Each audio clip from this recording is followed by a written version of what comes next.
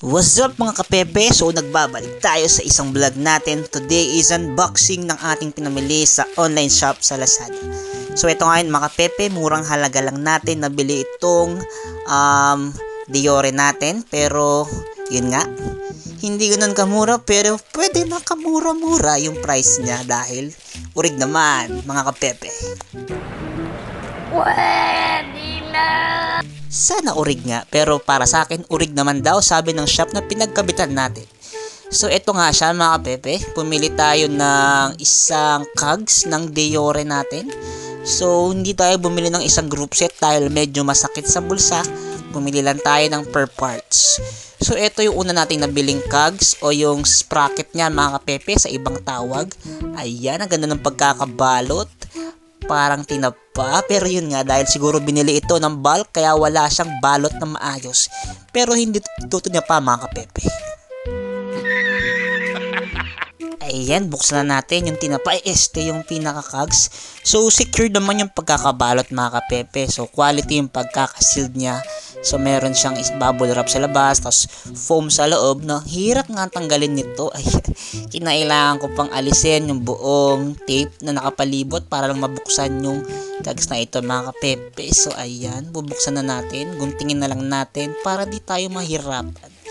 So ito siya mga kapepe, 1, 2, 3, open! Aww. So Diore group set nga to ng Shimano CSM 410 speed. So ito yung mga kapepe, kung ilan ngipin ba to o yung teeth na meron to is 42 teeth mga kapepe. So hindi to pwede sa ibang Dioreng shifter natin, pero ito ay 11 by 46 teeth nga mga kapepe. So 11 speed siya. So bumili tayo ng isang set naman ng shifter at RD mga kapepe na Diore M400 din nabili natin mga pepe. So tiniray natin to ipakabit. So pakita ko na lang sa next video o vlog yung itsura ng pagkakabit niya mga pepe. So next unboxing na mga kapepe, after ng cogs ng Diore ay ito naman ang next nating unboxing. So wala niya mga pepe. So tumpak nga kayo ay ito ay isang shifter at RD na Diore M400 din mga kapepe. So tingnan natin kung urig nga itong pinagbibili natin sa online shop. So ibababa ko na lang yung link sa ibaba ng ating video description mga kapepe.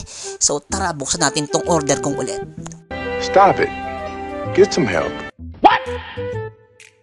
So ayun mga kapepe, nabili nga natin to sa online sa halagang 2,000 lamang. So magkasama na yung shifter nun at yung pinaka-RD ng Diore mga kapepe. Kasi kung bibili natin to ng group set, mas mahal lang siya. Nagpipresyo siya ng mga 10,000 yung M400 na group set na to mga kapepe.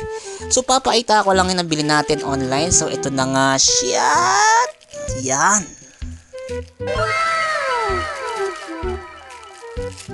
So kung mapapansin natin mga kapepe, ang original Shimano ay gawang Japan. So di nga tayo nagsisisi nung chinek ko to after buksan ng pinaka shifter natin ng Diore is panalo, made in Japan nga mga kapepe.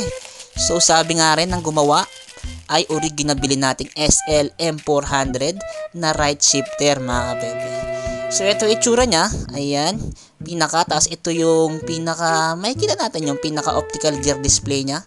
Diore nga to mga kapepe. So ito yung likod, made in Japan, panalong panalo.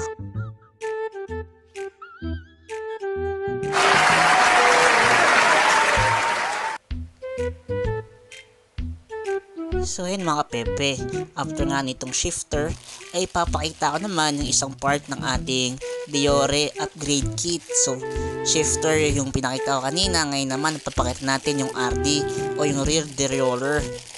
Basta yun, di ko mabagkit ng maayos. Derailleur, basta yan, upgrade kit siya mga pepe. Nice. Kayo na bahala sa tawag, basta RD tawag ngayon ng mga siklista. So inopen na natin tong order natin ng mga kapepe. Ayan, ang ganda. So ito na nga yung RD ng Diore natin mga kapepe. Ito yung itsura niya sa malapitan.